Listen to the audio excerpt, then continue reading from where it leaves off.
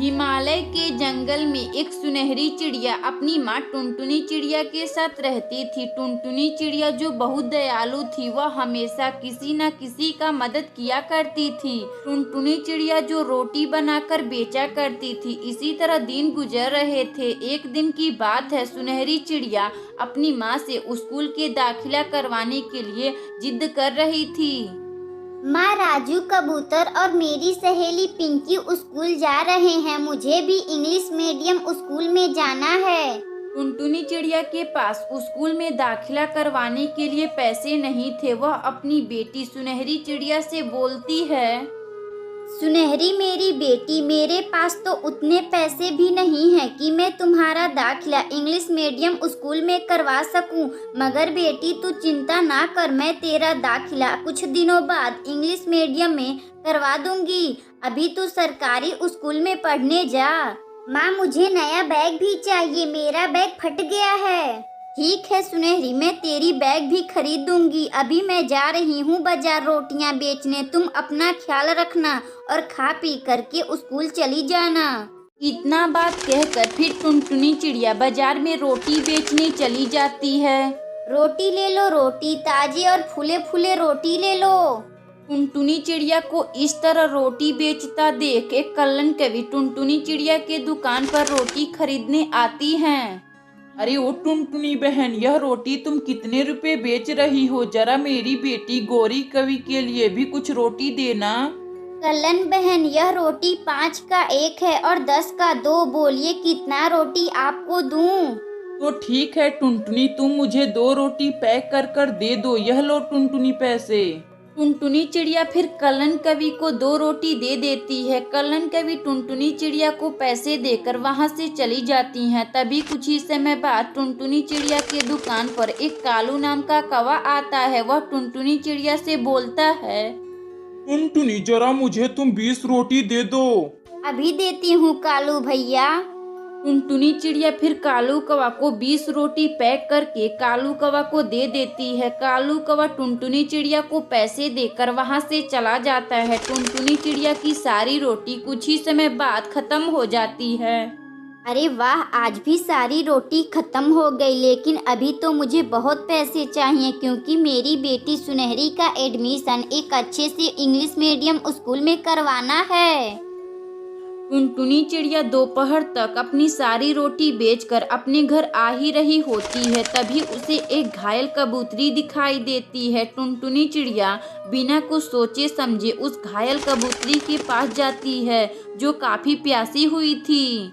फिर टुनटुनी चिड़िया नदी से पानी लाकर उस कबूतरी को देती है। वह कबूतरी पानी पीकर टुनटुनी चिड़िया से बोलती है, चिड़िया, मैं एक जादुई कबूतरी चिड़िया हूँ। तुम मुझसे एक वरदान मांगो, मैं तुम्हारा वरदान पूरा कर दूंगी, क्योंकि तुमने भी तो मेरी मदद की हो पानी पिलाकर। आप मुझे एक रोटी बनाने वाला मशीन दे दीजिए, मुझे बहुत जरूरी है। तभी वह कबूतरी कुछ जादू सा करती है। वहाँ एक जादुई मशीन रोटी बनाने वाली आ जाती है। यह लो चिड़िया, यह रोटी बनाने वाली जादुई मशीन है। तुम इसमें जितना चाहो उतना रोटी बना सकती हो। इतना बात कहकर वह कबूतरी गायब हो जाती है और टुनटुनी चिड़िया उस मशीन को लेकर अपने घर आती है। उस दिन से टुनटुनी चिड़िया जादुई मशीन से ढेर सारी रोटी बनाती है और बेचना शुरू कर देती है, और बचे हुए रोटी को वह गरीब पक्षियों में दे देती है। फिर टुनटुनी चिड़िया और उसकी बेटी खुशी खुशी रहने लगते हैं। अगर आपको यह कहानी अच्छी लगे तो वीडियो को लाइक करें और चैनल को सब्सक्राइब करें और बेल आइकन को दबाना ना भूलें। हमें कमेंट बॉक्स में बताएं कि हमारी कहानी आपको कैसी लगी।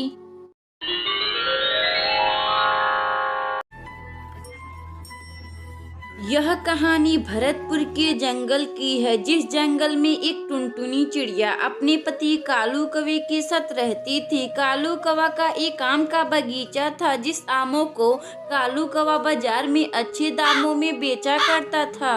फिर अगली सुबह कालू कौवा अपने आमों को बेचने जाने ही वाला था। तभी वह अपनी पत्नी टुनटुनी चिड़िया से बोलता है, टुनटुनी, अरे ओ टुनटुनी, अब मैं बाजार में जा रहा हूँ अपने आमों को बेचने। तुम अपना ख्याल रखना, मैं शाम तक वापस चला आऊंगा।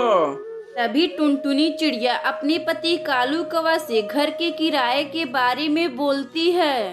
कालू जी, आज का दिन इस महीने का आखिरी दिन है। बंटी कबूतर अपना किराया मांगने आने ही वाले होंगे। आप मुझे कुछ पैसे दे दीजिए, मैं बंटी कबूतर का किराया दे दूंगी। टुनटुनी, तुम चिंता ना करो, मैं बाजार जाते समय बंटी कबूतर का किराया दे दूंगा। इतना बात कहकर कालू कौवा बंटी कबूतर के घर जाता है और बंटी कबूतर से बोलता है।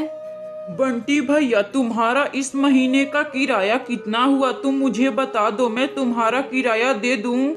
तभी बंटी कबूतर कालू कौवा से बोलता है। कालू भाई, तुम्हारा इस महीने का टोटल 1500 रुपये किराया हुआ। बंटी कबूतर, मेरे पास तो अभी 500 रुपये हैं, यह रख लो, मैं तुम्हें बाकी के पैसे आम बेचकर दे दूंगा। अरे कालू भाई, तुम जाओ, जब तुम्हारे पास पूरे पैसे हो जाएंगे तो तुम मुझे लौटा देना, मगर इसी महीने के अंदर, वरना मेरा घर खाली कर देना। कालू कौवा फिर उड़ते उड़ते अपने आम की दुकान पर जाता है अपने आमों को बेचने। आम ले लो, आम, मीठे मीठे पके पके आम ले लो। कालू कौवा को इस तरह आम बेचता देखे कल्लन कवि कालू कौवा की दुकान पर आम खरीदने आती है और कालू कौवा से बोलती है। अरे कालू, यह तुम अपना आम कैसे दे रहे हो? कल्लन कवि, यह आम 25 रुपये किलो है। कालू, तुम मुझे 2 किलो आम तौल कर दे दो। कालू कौवा फिर कल्लन कवि को 2 किलो आम तौल कर दे देता है। कल्लन कवि फिर कालू कौवा को पैसे देकर वहां से चली जाती हैं। तभी कुछ ही समय बाद शाम हो जाती है। कालू कौवा अपना दुकान बंद करके अपने घर आने लगता है। कालू कौवा अपने घर आ ही रहा था, तभी तेज हवाएं चलना शुरू हो जाती हैं। कालू कौवा नीचे गिर जाता है। नीचे गिरने की वजह से कालू कौवा को पत्थर लग जाता है और वहीं उसका मौत हो जाता है। टुनटुनी चिड़िया कालू कौवा का बहुत इंतजार करती है। जब कालू कौवा घर नहीं आता है तो टुनटुनी चिड़िया समझ जाती है कि कालू जी का कहीं एक्सीडेंट हो गया है। इसी तरह 2 हफ्ते गुजर जाते हैं। अगली सुबह बंटी कबूतर कालू कौवा के घर जाता है और टुनटुनी चिड़िया को घर से निकाल देता है। तभी टुनटुनी चिड़िया एक पेड़ पर बैठी हुई थी। तभी वहां कल्लन कवि आती है। टुनटुनी, क्या बात है, तुम ऐसे उदास क्यों हो? सुना है कि तुम्हारा घर बंटी कबूतर वापस ले लिया है किराया ना देने की वजह से। टुनटुनी चिड़िया फिर पूरी बात कल्लन कवि को बताती है। कल्लन कवि फिर टुनटुनी चिड़िया से बोलती है। टुनटुनी, क्यों नहीं तुम अपने पति कालू कौवा का आम का ठेला चलाती हो? फिर अगली सुबह से टुनटुनी चिड़िया अपने पति कालू कौवा का आम का ठेला चलाने लगती है। आम ले लो, आम, मीठे मीठे आम ले लो। टुनटुनी चिड़िया मात्र कुछ ही दिनों बाद आम बेचकर कुछ पैसे इकट्ठे कर कर अपने घर में वापस खुशी खुशी रहने लगती है। अगर आपको यह कहानी अच्छी लगे तो वीडियो को लाइक करें और चैनल को सब्सक्राइब करें और बेल आइकन को दबाना ना भूलें। हमें कमेंट बॉक्स में बताएं कि हमारी कहानी आपको कैसी लगी।